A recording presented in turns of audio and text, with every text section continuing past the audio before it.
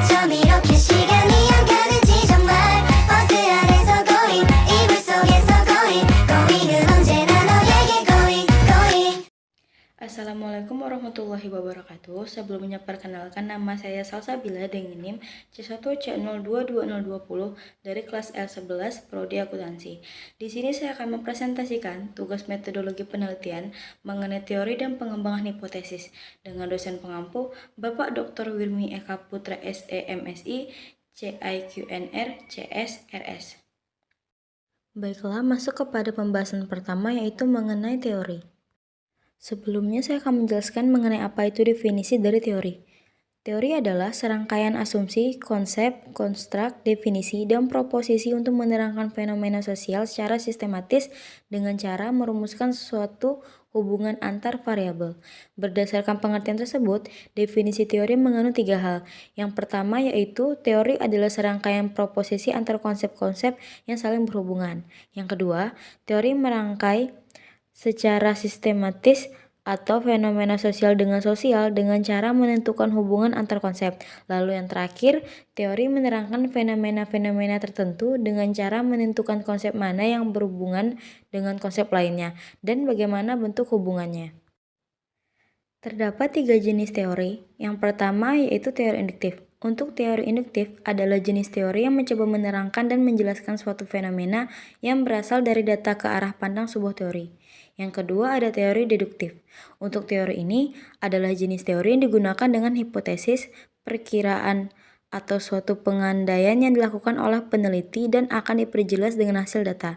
Lalu yang terakhir adalah teori fungsional. Untuk teori ini adalah jenis teori yang digunakan untuk menjelaskan keterkaitan antara data dan perkiraan teoritis. Untuk fungsi dari teori itu sendiri, yang pertama menyediakan kerangka konsepsi penelitian dan memberikan pertimbangan perlunya penyelidikan.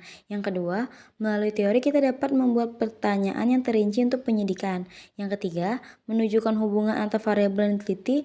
Lalu fungsi yang terakhir yaitu kajian pustaka meliputi pengidentifikasian secara sistematis, penemuan, dan analisis dokumen-dokumen yang memuat informasi yang berkaitan dengan masalah penelitian. Untuk menemukan teori yang akan dijadikan sebagai acuan dalam penelitian, maka perlu adanya kajian pustaka yang memiliki beberapa fungsi. Yang pertama, menyediakan kerangka konsepsi atau teori yang direncanakan. Yang kedua, menyediakan informasi tentang penelitian-penelitian terdahulu yang berhubungan dengan penelitian yang akan datang. Yang ketiga, memberikan rasa percaya diri sebab melalui kajian pustaka semua konstruk yang berhubungan dengan penelitian kita tersedia. Yang keempat, memberikan informasi-informasi tentang metode-metode penelitian yang digunakan, populasi dan sampel instrumen dalam pengumpulan data, dan penghitungan statistik yang digunakan dalam penelitian sebelumnya. Yang kelima, menyediakan temuan-temuan, kesimpulan-kesimpulan penyelidikan yang dapat dihubungkan dengan penemuan dan kesimpulan kita.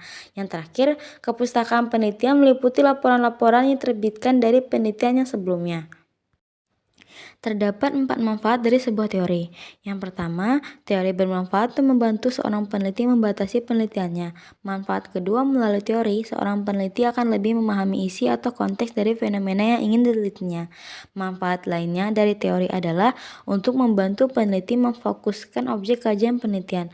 Lalu, teori juga bermanfaat dalam menentukan metode yang sesuai untuk penelitian, karena dalam suatu teori terdapat unsur atau variabel penilaian yang akan membantu seseorang dalam menjelaskan suatu fenomena. Beberapa tata cara dalam penyusunan landasan teori. Yang pertama, kerangka teori sebaiknya menggunakan acuan yang berhubungan dengan permasalahan yang diteliti dan acuan-acuan yang berupa hasil penelitian terdahulu atau bisa disajikan di bab 2 atau dibuat subbab-subbab tersendiri.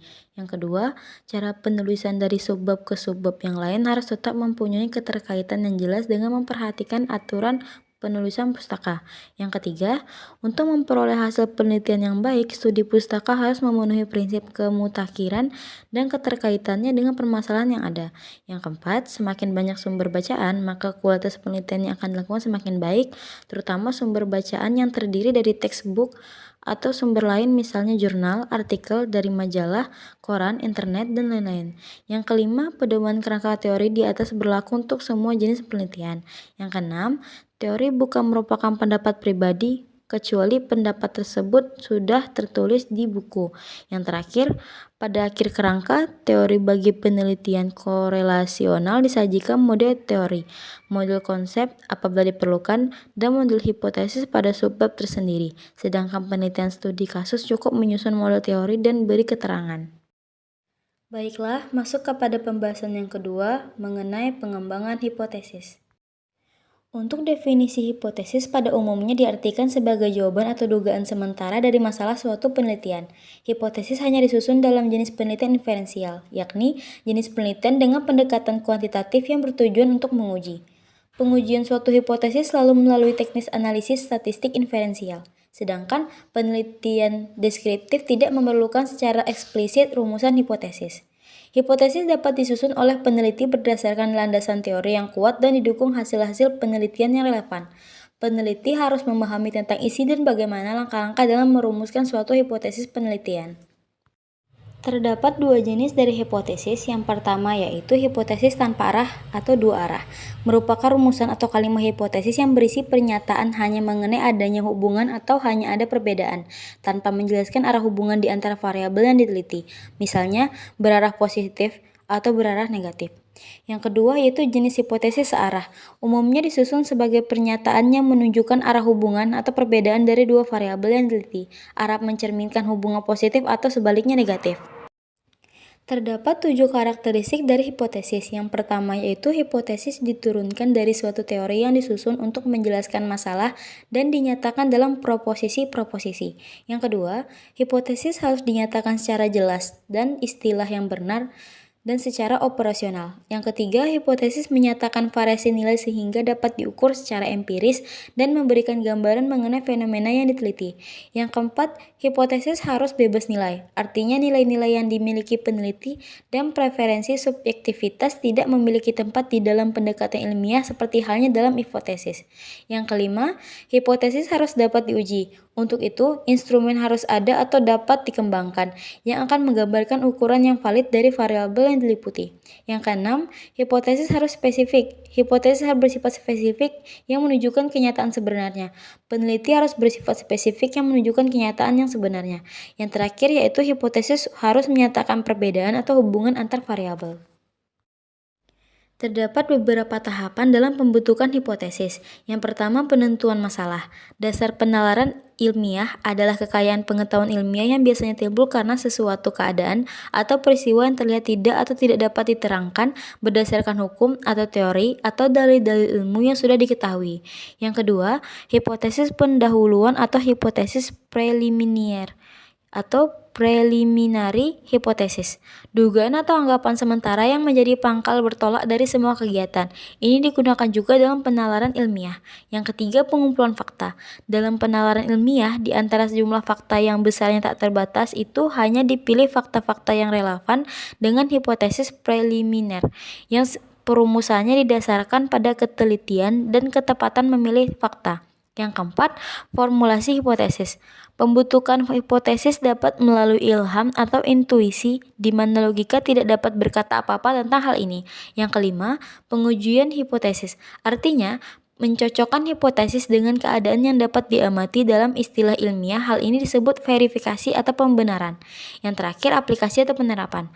Apabila hipotesis itu benar dan dapat diadakan menjadi ramalan atau dalam istilah ilmiah disebut prediksi, dan ramalan itu harus terbukti cocok dengan fakta. Selanjutnya yaitu pembuktian hipotesis penelitian.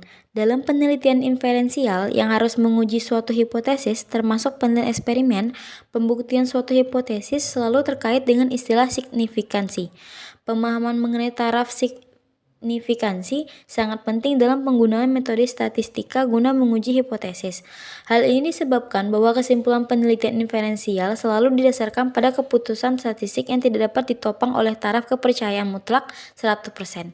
Dalam penelitian inferensial, peneliti selalu menggunakan probabilitas atau peluang, yakni adanya peluang kesalahan dalam menolak atau menerima hipotesis. Dalam analisis yang menggunakan statistik, taraf signifikansi atau sig seringkali diberi simbol P atau simbol alfa. Dinyatakan dalam proporsi atau persentase, yang berarti besarnya peluang kesalahan Menurut kesepakatan para ahli statistik, peluang kesalahan tertinggi yang masih dapat diterima adalah sebesar 0,05 atau 5%. Berarti peluang kesalahan sebesar 5%, artinya kesalahan sebanyak 5 dari 100 kejadian. Sebaliknya, hal tersebut juga berarti bahwa taraf kepercayaan sebesar 100 sampai 5 sama dengan 95% atau 0,95. Dalam penelitian sosial, khususnya dalam bidang pendidikan, taraf signifikansi pada umumnya diukur dari P sebesar 1% atau 5%. Lalu apa itu hubungan antara hipotesis dan teori? Hipotesis ini merupakan suatu jenis proposisi yang dirumuskan sebagai jawaban tentatif atas suatu masalah dan kemudian diuji secara empiris. Sebagai suatu jenis proposisi, umumnya hipotesis menyatakan hubungan antara dua atau lebih variabel yang di dalamnya pernyataan-pernyataan hubungan tersebut telah diformulasikan dalam rangka teoritis. Hipotesis ini diturunkan atau bersumber dari teori dan ditinjau literatur yang berhubungan dengan masalah yang akan diteliti. Pernyataan hubungan antara variabel sebagaimana dirumuskan dalam hipotesis hanya merupakan dugaan sementara atas suatu masalah yang didasarkan pada hubungan yang telah dijelaskan dalam kerangka teori yang digunakan untuk menjelaskan masalah penelitian. Sebab, teori yang tepat akan menghasilkan hipotesis yang tepat untuk digunakan sebagai jawaban sementara atas masalah yang diteliti atau dipelajari dalam penelitian. Dalam penelitian kuantitatif, peneliti menguji suatu teori. Untuk menguji teori tersebut, peneliti menguji hipotesis yang diturunkan dari teori. 버스 안에서 going 이불 속에서 going going은 언제나 너